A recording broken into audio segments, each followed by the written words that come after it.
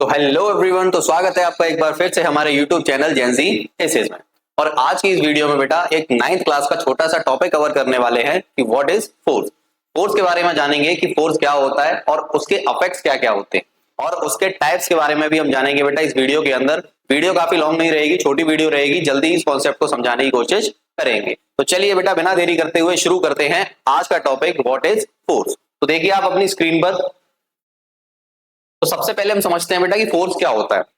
अब simple words में मैं आपको इसकी डेफिनेशन बताऊं तो किसी भी ऑब्जेक्ट के ऊपर पुश का या फिर पुल का फील होना। ठीक है, सिंपल वर्ड्स में बोला है बेटा कि it is a push and pull on an object, और उस पुश और पुल की वजह से क्या होना चाहिए, उस बॉडी के अंदर एक्सेलरेशन क्रिएट होना चाहिए। अगर किसी ऑब्जेक्ट के ऊपर पुश और पुल की वजह से एक्सेलरेशन क्रिएट हो रहा है तो उस कंडीशन को हम क्या बोलेंगे बेटा, फोर्स बोलेंगे। क्या बोलेंगे, फोर्स। ठीक है, अब हम बात करते हैं कि फोर्स की एसआई यूनिट क्या है। अब एसआई यूनिट सभी जानते हैं, यानी हम फोर्स को किस में कैलकुलेट करेंगे। तो फोर्स की जो एसआई यूनिट होती है बेटा वो होती है हमारी न्यूटन।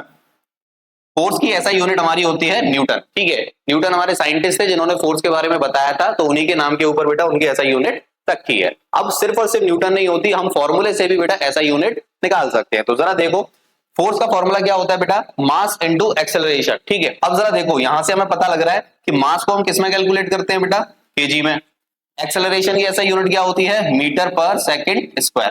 तो मैं यहां से फोर्स की एक और यूनिट निकाल सकता हूं, केजी डॉट मीटर पर सेकंड स्क्वायर। अब केजी डॉट मीटर पर सेकंड स्क्वायर को ही हम बेटा क्या बोल देते हैं, न्यूटन बोल देते हैं। तो आप चाहे फोर्स की ऐसा यूनिट को न्यूटन लिखिए, चाहे आप केजी डॉट मीटर पर सेकंड स्क्वायर लिखिए। ठीक है, अब जरा इस फॉर्मूले पर ही जरा फोकस करना बेटा। अगर इस फॉर्मूले को मैं ध्यान से देख पाऊं तो मुझे यहां से पता लग रहा है कि ये जो हमारा फोर्स है वो किस किस फैक्टर पर डिपेंड कर रहा है, एक तो मास पर और दूसरा एक्सेलरेशन पर। यानी मैं ये कह सकता हूं कि जो फोर्स है वो हमारा मास के भी क्या है, डायरेक्टली प्रोपोर्शनल, और जो फोर्स है हमारा एक्सेलरेशन के भी क्या है, डायरेक्टली प्रोपोर्शनल। अब डायरेक्टली प्रोपोर्शनल का मतलब क्या है कि अगर मैं मास को बढ़ा देता हूं, किसी भी बॉडी के मास को इंक्रीज कर दूंगा तो मेरा फोर्स भी क्या हो जाएगा बेटा, इंक्रीज हो जाएगा। इसका मतलब सिंपल ये है कि फोर्स बेटा मेरा मास के क्या है, डायरेक्टली प्रोपोर्शनल। कि अगर मैं मास को बढ़ाता हूं तो मेरा फोर्स भी क्या हो जाएगा, बढ़ जाएगा। अगर मैं मास को कम करता हूं तो फोर्स भी क्या हो जाएगा बेटा, कम हो जाएगा। क्लियर है इतनी बात। तो यानी फोर्स जो है मास के डायरेक्टली प्रोपोर्शनल। और ऐसे ही अगर मैं एक्सेलरेशन की बात करूं तो ये भी हमारा क्या है बेटा, डायरेक्टली प्रोपोर्शनल। कि अगर मैं किसी भी बॉडी के अंदर एक्सेलरेशन को बढ़ा दूंगा तो फोर्स भी क्या हो जाएगा, बढ़ जाएगा, और एक्सेलरेशन को कम कर दूंगा तो फोर्स भी क्या हो जाएगा, कम हो जाएगा। तो फॉर्मूले से हमें पता लग गया बेटा कि फोर्स जो है मास पर और एक्सेलरेशन पर डिपेंड करता है। ठीक है, अब हम बात करते हैं कि फोर्स हमारी स्केलर क्वांटिटी होती है या वेक्टर। अब याद करो जरा, स्केलर और वेक्टर क्वांटिटीज कौन सी होती है हमारी, स्केलर क्वांटिटीज वो जिनमें सिर्फ और सिर्फ क्या होता है बेटा, हमारा मैग्नीट्यूड होता है। और अगर हम वेक्टर क्वांटिटी की बात करें तो ऐसी क्वांटिटीज जिनके अंदर मैग्नीट्यूड प्लस डायरेक्शन दोनों होती है। और अगर मैं फोर्स की बात करूं तो फोर्स बेटा किसी भी बॉडी पर तभी लग सकता है किसी एक पर्टिकुलर डायरेक्शन में। किसी एक बॉडी पर दो जगह से फोर्स नहीं लग सकता। अगर मान लीजिए बेटा कि इस बॉल के ऊपर मैं इस तरफ फोर्स लगाऊंगा तो मेरे फोर्स की डायरेक्शन किस तरफ हो जाएगी, अंदर, बाहर से अंदर की ओर। और अगर मान लीजिए बेटा इसके ऊपर मैं फोर्स लगा रहा हूं, इसका मतलब इस तरफ से डाउनवर्ड डायरेक्शन में लगेगा, इस तरफ से भी डाउनवर्ड डायरेक्शन में, और बीच से अगर मैं बात करूंगा तो अपवर्ड डायरेक्शन में। ठीक है, तभी ये मेरा ये क्या है बेटा, टूटेगा। ठीक है, फोर्स लगाने पर क्या होगा, टूटेगा। तो मैं ये कह सकता हूं कि किसी भी बॉडी पर जो फोर्स लगेगा वो पर्टिकुलर एक डायरेक्शन में लगेगा, विदाउट डायरेक्शन फोर्स नहीं लग सकता।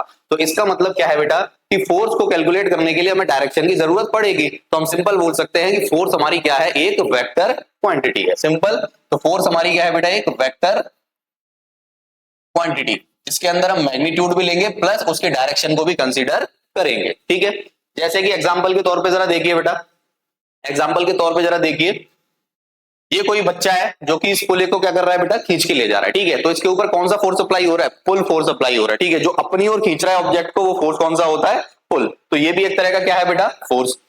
ये यहां पर देखो बेटा इन बास्केट्स को क्या कर रहा है, दूर ले जा रहा है, यानी अपने से दूर की ओर फोर्स लगा रहा है। तो ये कौन सा फोर्स हो गया बेटा, पुश हो गया। यानी किसी भी ऑब्जेक्ट पर दो ही कंडीशन लग सकती हैं, या तो पुश लग सकता है या फिर पुल लग सकता है। इनके अलावा कोई तीसरी कंडीशन नहीं लग सकती। इसीलिए हमने बोला बेटा कि किसी भी बॉडी के ऊपर पुश का और पुल का फील होना ही हमारा क्या कहलाता है, फोर्स कहलाता है। ऐसी जरा देखो, अगर मैं इस पेड़ की बात करूं, इस पेड़ से नीचे सेब गिरेगा तो ये सेब कहां गिर रहा है, नीचे की ओर। नीचे की ओर किस फोर्स की वजह से गिरेगा, ग्रेविटेशनल फोर्स। और हमें पता है ग्रेविटेशनल फोर्स जो है बेटा एक पुल फोर्स होता है। कौन सा होता है, पुल, क्योंकि वो पृथ्वी के सेंटर की ओर लगता है, यानी सेंटर जो है अपनी ओर उस चीज को खींच रहा है। ठीक है, और अपनी ओर खींचेगा तो बेटा वो कौन सा फोर्स हो गया, पुल। ऐसे ही और एग्जांपल देखिए, यहां पर देखो ये बच्चा क्या कर रहा है बेटा, पुलअप्स मार रहा है, यानी अपने आप को ऊपर की ओर यानी रॉड की ओर खींच रहा है। अब ये अपने आप को बॉडी यानी उस बॉडी की ओर खींच रहा है ना, अब ये खींचेगा तो ये भी कैसा फोर्स हो गया, एक तरीके का पुल फोर्स हो गया। इसको देखो, ये जो बच्चा है ये इस बॉक्स को बेटा अपने से दूर की ओर क्या कर रहा है, पुश कर रहा है, यानी अपने से ऑब्जेक्ट को दूर कर रहा है, और दूर करेगा तो ये कौन सा फोर्स हो गया बेटा, पुश हो गया। ठीक है, ऐसे ही अगर मैं ये एग्जांपल में दिख नहीं रहा, इसके ऊपर ये कूदेंगे तो ये क्या कर रहे हैं बेटा, इसके ऊपर पुश कर रहे हैं। तो यहाँ पर हमने डिफरेंट डिफरेंट एग्जांपल देखे बेटा, और सभी में एक ही चीज कॉमन थी, या तो किसी के अंदर पुश लग रहा था या फिर पुल लग रहा था। तो किसी भी ऑब्जेक्ट के ऊपर एक्सेलरेशन क्रिएट हो किसकी वजह से, या तो पुश की वजह से या फिर पुल की वजह से, तो यही कंडीशन हमारी क्या कहलाती है बेटा, फोर्स कहलाती है। और फोर्स जो है हमारे मास और एक्सेलरेशन दोनों पे डिपेंड करता है। ऐसा यूनिट उसकी न्यूटन होती है, और अगर हम इसकी क्वांटिटी की बात करें तो ये एक तरीके की क्या है, वेक्टर क्वांटिटी। अब हम बात करते हैं इफेक्ट्स ऑफ फोर्स की, यानी फोर्स से हमें क्या क्या इफेक्ट्स देखने को मिल सकते हैं, कि अगर किसी बॉडी पर हम फोर्स लगाएं तो उस बॉडी में क्या क्या चेंजेस आपको देखने को मिलेंगे, तो वो हमारे क्या कहलाएंगे बेटा, इफेक्ट्स ऑफ फोर्सेस। तो जरा देखो पहला पॉइंट क्या कह रहा है, force can move a stationary object. Stationary का मतलब कि अगर कोई ऑब्जेक्ट रेस्ट पे रखा है और उसको अगर आप फोर्स लगाते हो तो वो क्या हो जाएगा, मोशन में आ जाएगा। किसमें आ जाएगा बेटा, मोशन में। जैसे कि एग्जांपल के तौर पे मान लीजिए फुटबॉल रखी हुई है, ठीक है, एग्जांपल मान लेते हैं कि फुटबॉल रखी हुई है अपनी रेस्ट पोजीशन पे। अब जैसे ही आप उसको पैर से किक करोगे तो किक करने पर आपने क्या लगाया, फोर्स लगाया, और जैसे ही फोर्स लगेगा वो किसमें चली जाएगी बेटा, मोशन में। इसका मतलब कि फोर्स जो है किसी भी स्टेशनरी ऑब्जेक्ट को क्या करा सकता है, मूव करा सकता है। कोई भी ऑब्जेक्ट अगर रेस्ट में है तो उसको किसमें कन्वर्ट कर देगा बेटा, मोशन में कन्वर्ट कर देगा। ठीक है, दूसरा क्या है बेटा, force can stop a moving object, यानी फर्स्ट वाले पॉइंट का जस्ट रिवर्स कर दो। अगर कोई ऑब्जेक्ट ऑलरेडी मोशन में है, चलता चला आ रहा है, ऑलरेडी मूव कर रहा है, तो फोर्स लगने पर वो क्या हो जाएगा, रुक जाएगा। जैसे कि एग्जांपल मान लीजिए वहां से कोई भी एक फुटबॉल चलती हुई आ रही है, ठीक है, किसी ने वहां से किक करी होगी तो फुटबॉल मोशन में आ रही है, और इधर आकर किसी भी दीवार से टकरा जाए तो दीवार ने क्या किया बेटा, फोर्स जनरेट किया, और फोर्स जनरेट करने पर वो फुटबॉल क्या हो गई, जो मोशन में थी वो अब रेस्ट में आ गई। इसका मतलब फोर्स जो है किसी ऑब्जेक्ट जो ऑलरेडी मोशन में है उसको रेस्ट में भी ला सकता है, और जो ऑलरेडी रेस्ट में है उसको मोशन में भी ला सकता है। थर्ड पॉइंट देखिए बेटा, force can change the direction of moving object. Force लगाने पर आप किसी भी मूविंग ऑब्जेक्ट की डायरेक्शन को भी चेंज कर सकते हो। जैसे कि एग्जांपल लेते हैं बेटा क्रिकेट का, उधर से बॉलर ने बेटा क्या करी, बॉल को थ्रो किया, किसी ना किसी फोर्स के साथ किया होगा, तो फोर्स लगाने के बाद वो ऑब्जेक्ट किसमें आ गया, मोशन में। ठीक है, अब उधर से इधर आ रहा है, यानी उसकी डायरेक्शन किधर है बेटा, लेफ्ट से राइट, और इधर बैट्समैन खड़ा है और बैट्समैन ने इधर से बेटा बैट के साथ उस बॉल को क्या कर दिया, हिट कर दिया। अब जैसे ही हिट करेगा तो बैट ने भी क्या जनरेट किया, फोर्स, और उस फोर्स की वजह से जो ऑब्जेक्ट ऑलरेडी इस डायरेक्शन में मोशन में था अब वो किस डायरेक्शन में चला गया, रिवर्स, यानी राइट से लेफ्ट चला गया। तो यहां से डायरेक्शन चेंज हो गई, उधर से डायरेक्शन लेफ्ट से राइट थी, और इधर से जैसे हिट किया तो बेटा डायरेक्शन राइट से लेफ्ट हो गई। तो फोर्स के लगाने पर जो डायरेक्शन है किसी भी मूविंग ऑब्जेक्ट की वो भी क्या हो जाएगी, चेंज हो जाएगी। ठीक है, नेक्स्ट देखिए, force can change the speed of moving object. अगर किसी भी ऑब्जेक्ट की हमें स्पीड को चेंज करना है, स्पीड को चेंज करने का मतलब क्या है, या तो स्पीड को कम कर सकते हो या फिर ज्यादा कर सकते हो, तो वहां पर हमारा फोर्स क्या कर सकता है बेटा, काम आ सकता है। मान लीजिए अगर कोई ऑब्जेक्ट ऑलरेडी इस डायरेक्शन में मूव कर रहा है लगातार, ठीक है, और मैं इसी डायरेक्शन में फोर्स लगा दूं तो उसकी स्पीड क्या हो जाएगी बेटा, इंक्रीज हो जाएगी। स्पीड क्या हो जाएगी, इंक्रीज हो जाएगी। अगर कोई ऑब्जेक्ट, मान लीजिए मैं रनिंग कर रहा हूं बेटा, ठीक है, अब मैं रनिंग कर रहा हूं इधर से इधर और इधर से इधर रनिंग करूंगा, और पीछे से आकर कोई मुझे इसी डायरेक्शन में क्या लगा देता है, धक्का दे देता है, फोर्स लगा देता है, तो बेटा जाहिर सी बात है मेरी स्पीड बढ़ेगी, और बढ़ने के कारण हो सकता है गिर भी जाऊं। ठीक है, तो एक सेम डायरेक्शन में, यानी जिस डायरेक्शन में वेलोसिटी होगी, यानी जिस डायरेक्शन में मोशन हो रहा होगा उसी डायरेक्शन में अगर आप फोर्स लगाते हो तो वहां पर आपकी स्पीड या फिर वेलोसिटी क्या हो जाएगी, इंक्रीज हो जाएगी बेटा। ठीक है, अगर मान लो बेटा मैं इस डायरेक्शन में मोशन कर रहा हूं, फोर्स मैंने जस्ट अपोजिट लगा दिया, तो यहां पर स्पीड आपकी क्या हो जाएगी, कम हो जाएगी। ठीक है, जैसे कि मान लो मैं दौड़ता चला आ रहा हूं बेटा इस साइड, ठीक है, और सामने से आकर कोई मुझे रोक दे इस तरीके से, तो यानी मेरी स्पीड क्या हो जाएगी, कम हो जाएगी। तो जब भी आप मोशन के अगेंस्ट फोर्स लगाओगे तो आपकी स्पीड या फिर वेलोसिटी डिक्रीज होगी, और जब भी आप मोशन के बिल्कुल फेवर में यानी उसी डायरेक्शन में फोर्स लगाओगे तो आपकी स्पीड या फिर वेलोसिटी जो है इंक्रीज हो जाएगी। क्लियर, नेक्स्ट देखिए, force can change shape and size of the object. और फोर्स जो है बेटा किसी भी ऑब्जेक्ट की शेप को और साइज को भी चेंज कर सकता है। जैसे कि बलून ले लो, बलून के अंदर हमने एयर को भर दिया बेटा, अब एयर को भरने के बाद उसके ऊपर फोर्स लगाओ तो उसकी शेप और साइज दोनों क्या हो जाते हैं, चेंज हो जाते हैं। तो ये कुछ हमने बेटा फोर्स के इफेक्ट्स देखे कि फोर्स जो है स्टेशनरी ऑब्जेक्ट को मूव करा सकता है, और फोर्स जो है कोई भी ऑब्जेक्ट अगर पहले से मूव कर रहा है यानी मोशन में है तो उसको रेस्ट पे भी ला सकता है। फोर्स जो है बेटा किसी भी ऑब्जेक्ट की डायरेक्शन को चेंज कर सकता है, फोर्स जो है किसी भी ऑब्जेक्ट की स्पीड को भी चेंज कर सकता है, प्लस उसकी शेप और साइज को भी चेंज कर सकता है। क्लियर बेटा, अब जरा देखिए अब हम टाइप्स ऑफ फोर्सेस की बात करते हैं। अब दो तरीके के फोर्सेस आप अपने आसपास देखोगे, एक तो जनरली कांटेक्ट फोर्सेस होते हैं आपके, और दूसरे जो होते हैं हमारे नॉन कांटेक्ट फोर्सेस। ठीक है, अब नाम से पता लग रहा होगा बेटा कांटेक्ट, कांटेक्ट का मतलब क्या होता है, किसी के टच में रहना। ठीक है, तो ऐसे फोर्सेस जो आप फिजिकली टच होकर किसी से लगाते हो तो वो हमारे क्या कहलाते हैं, कांटेक्ट फोर्सेस। जैसे कि आप देख पा रहे हो बेटा, अब यहां पर ये बंदा खड़ा है, ठीक है, अब इसके पास क्या है, फुटबॉल। अब ये फुटबॉल यहां से यहां तक अपने आप तो जाएगी नहीं, बिना टच करे तो जाएगी नहीं, तो पैर से इसको क्या करना पड़ेगा, किक करना पड़ेगा। ठीक है, पैर से इसको फोर्स लगाना पड़ेगा। और ये फोर्स कैसे लगेगा बेटा, पैर से बॉल का जब टच होगा, यानी फिजिकली एक दूसरे से टच होगा, तब जाकर ये बॉल जो है बेटा इस जगह से इस जगह तक आएगी। क्लियर, तो यानी यहां पर ये जो फोर्स लगेगा वो कैसा फोर्स है, कांटेक्ट फोर्स। यानी यहां पर फिजिकली कांटेक्ट होना जरूरी है। कांटेक्ट फोर्स के लिए फिजिकली कांटेक्ट होना दो ऑब्जेक्ट के बीच में बहुत ज्यादा जरूरी है बेटा। ठीक है, ऐसे ही जरा देखो, ये जो बंदा है बेटा ये घास को खाड़ रहा है। ठीक है, अब ये घास को बेटा हवा से तो खाड़ नहीं सकता, सिंपल सी चीज है, यानी उसको तोड़ने के लिए इसको घास को छूना पड़ेगा, यानी फिजिकली उसको टच करना पड़ेगा। तो ऐसे फोर्सेस जहां पर दो बॉडीज को विदाउट, या कह सकते हो बिना टच किए हम कोई भी उसके अंदर चेंज नहीं ला सकते, ऐसे फोर्सेस हमारे क्या कहलाते हैं बेटा, कांटेक्ट फोर्सेस। तो कांटेक्ट फोर्सेस के लिए फिजिकली कांटेक्ट और टच होना बहुत जरूरी है। अब इसी का जस्ट अपोजिट होता है बेटा हमारा नॉन कांटेक्ट फोर्सेस। ठीक है, अब नॉन कांटेक्ट से आप समझ ही पा रहे होंगे, यानी यहां पर फोर्स जनरेट करने के लिए आपको किसी भी फिजिकली कांटेक्ट की जरूरत नहीं है। जैसे कि जरा देखो कौन सा फोर्स होता है बेटे, मैग्नेटिक फोर्स। कौन सा होता है, मैग्नेटिक फोर्स। अब यहां पर देखो ये बॉल जो है एयर में है, इसमें है बेटा एयर में, ठीक है, और यहाँ पर नीचे एक ये मैग्नेटिक कॉइल लगी हुई है। अब ये मैग्नेटिक कॉइल लगी है तो ये इसके ऊपर बेटा एक मैग्नेटिक फोर्स जनरेट कर रही होगी, और मैग्नेटिक फोर्स जो है वो आपको विदाउट टच होना दिखाई पड़ेगा। ठीक है, अब जरा देखो बेटा, जैसे ही एक एग्जांपल और देखा है नीचे, यहां पर ये हमारे मैग्नेट का साउथ पोल है, ये मैग्नेट का साउथ पोल है। अब आपको पता है कि दो सेम जो पोल होते हैं हमारे, वो एक दूसरे को क्या करते हैं, रिपेल करते हैं। इसका मतलब कि जैसे ही मैं इसको इसके पास लाने की कोशिश करूंगा, ये थोड़ा थोड़ा क्या होता जाएगा बेटा, पीछे होता चला जाएगा। ठीक है, तो यहां पर इसका मूवमेंट इसकी वजह से हो रहा है, तो इसका मतलब ये इसके ऊपर फोर्स जनरेट कर रहा होगा, और ये फोर्स जो जनरेट कर रहा है विदाउट फिजिकली टच कर रहा है। तो ऐसे ही फोर्सेस को हम क्या बोलते हैं बेटा, नॉन कॉन्टैक्ट फोर्सेस। क्या बोलेंगे, नॉन कॉन्टैक्ट फोर्सेस।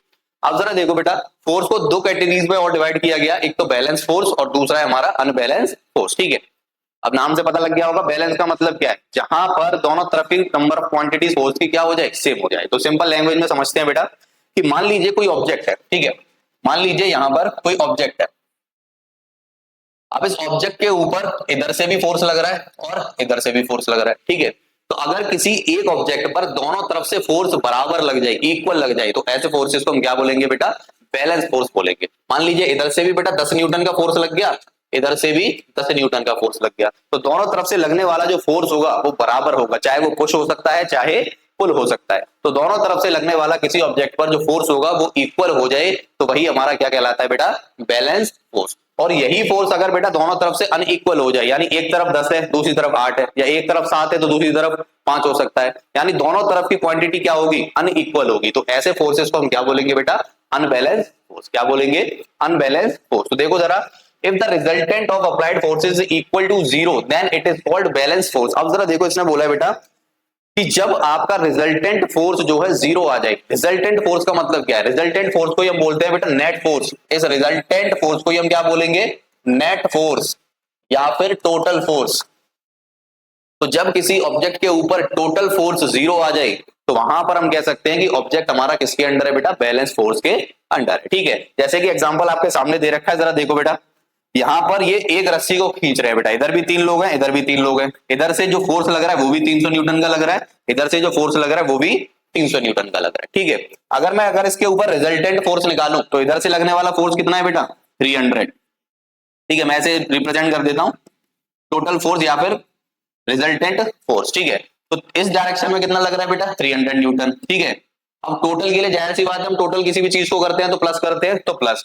अब इस तरफ कौन सा लग रहा है, -300। अब डायरेक्शन अपोजिट है, इस तरफ 300 इस तरफ 300, तो डायरेक्शन अपोजिट है दोनों तरफ फोर्सेस की। तो यहां पर बेटा फोर्स की डायरेक्शन के लिए हम क्या ले लेंगे, अपोजिट डायरेक्शन के लिए माइनस, तो माइनस का 300। तो ये कितना हो जाएगा बेटा हमारा, 300 माइनस 300 यानी 0।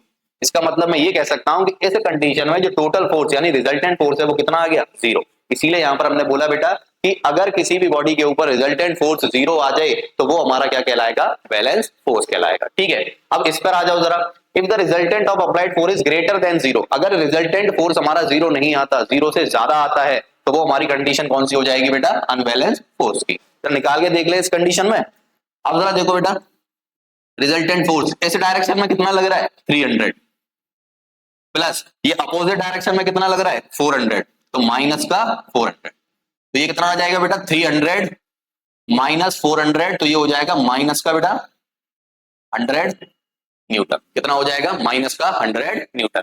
अब ये देखो माइनस का साइन क्या रिप्रेजेंट कर रहा है कि इस डायरेक्शन में लग रहा है, क्योंकि इसी डायरेक्शन को हमने माइनस लिया था, तो हमें पता लग गया होगा कि ये जो लोग हैं ज्यादा फोर्स अप्लाई करेंगे, यानी ये इन लोगों को अपनी ओर खींच लेंगे, क्योंकि इधर से फोर्स की क्वांटिटी क्या हो रही है, ज्यादा हो रही है। तो इस पूरी कंडीशन में जो टोटल फोर्स लग रहा है वो कितना लगेगा बेटा 100, यानी ये लोग जो है 100 न्यूटन का फोर्स इनसे ज्यादा लगा लेंगे, तो इसलिए ये लोग अपनी ओर रस्सी को खींच लेंगे। तो ये कैसा फोर्स हो गया बेटा, अनबैलेंस फोर्स हो गया। ठीक है, अब जरा देखो, the forces acting on a body from opposite direction are same. अभी मैंने बोला कि इस कंडीशन में अपोजिट डायरेक्शन से यानी दोनों तरफ से लगने वाला फोर्स क्या होना चाहिए, सेम। लेकिन इसके अंदर बेटा दोनों तरफ से फोर्स सेम नहीं लगेगा, किसी एक तरफ से ज्यादा या कम होगा ही होगा। If it does not cause any change in the state of motion of the object. अब जरा देखो बेटा, जो बैलेंस फोर्स होगा वो ऑब्जेक्ट में कोई भी चेंज नहीं आने देगा। कोई भी चेंज का मतलब क्या है बेटा, कि ना तो बेटा वो ऑब्जेक्ट मोशन में रहेगा, या सिंपल कह सकते हो अपनी इनिशियल कंडीशन को चेंज नहीं करेगा। इनिशियल कंडीशन का मतलब क्या है बेटा, कि अगर कोई ऑब्जेक्ट रेस्ट में है और उसके ऊपर लगने वाला दोनों तरफ से फोर्स बराबर है, तो वो फिर भी किस में रहेगा, रेस्ट में रहेगा। क्यों, क्योंकि उसके ऊपर रिजल्टेंट फोर्स कितना लग रहा है, जीरो। टोटल फोर्स कितना लगेगा, जीरो। तो इस कंडीशन में मुझे एक बात बताओ बेटा, कि 300 न्यूटन का फोर्स इधर लग रहा है, 300 न्यूटन का फोर्स इधर लग रहा है, तो ये इनको अपनी तरफ खींच पाएंगे या ये इनको अपनी तरफ खींच पाएंगे क्या, नहीं। यानी ये कंडीशन बिल्कुल एज इट इज बनी रहेगी। ठीक है, तो इसी कंडीशन को हम क्या बोलेंगे बेटा, बैलेंस फोर्स। तो बैलेंस फोर्स के दौरान ऑब्जेक्ट रेस्ट में रहता है, किसमें रहेगा बेटा, रेस्ट में, ऑलवेज रेस्ट में। ठीक है, लेकिन अनबैलेंस फोर्स के दौरान ऑब्जेक्ट रेस्ट में नहीं होगा, मोशन में होगा। कैसे, यहाँ 400 न्यूटन का फोर्स, यहाँ पर 300 न्यूटन का फोर्स। अब मुझे पता है कि टोटल फोर्स मेरा 100 न्यूटन का लग रहा है, किस डायरेक्शन में, इस डायरेक्शन में। तो ये लोग जो है बेटा इस डायरेक्शन में आ जाएंगे, तो रेस्ट की कंडीशन नहीं रहेगी, ये कंडीशन किसकी हो जाएगी, motion. Clear. It does not change the state of rest और मोशन ऑन एन ऑब्जेक्ट। जो अभी हमने बात करी कि ये किसी भी बॉडी के बेटा स्टेट को चेंज नहीं करेगा। क्लियर। और यहां पर भी अगर हम बात करें तो ये ऑब्जेक्ट की उसको पोजीशन को क्या कर देगा, स्टेट को क्या कर देगा, चेंज कर देगा। ठीक है, क्लियर है। अब इसके अंदर बेटा देखो, आपको एक ही चीज थोड़ी समझने की है कि रिजल्टेंट फोर्स, ये रिजल्टेंट फोर्स ही डिसाइड करेगा कि कोई ऑब्जेक्ट बैलेंस फोर्स के अंडर है या फिर अनबैलेंस के। ठीक है, अभी मैंने एक एग्जांपल लेके दे दिया इसका रिजल्टेंट फोर्स, लेकिन नेक्स्ट वीडियो में बेटा आपको रिजल्टेंट फोर्स कैसे कैलकुलेट करते हैं डिफरेंट ऑब्जेक्ट के ऊपर डिफरेंट तरीके से, तो वो आपको मैं कैलकुलेट करना बताऊंगा। क्लियर।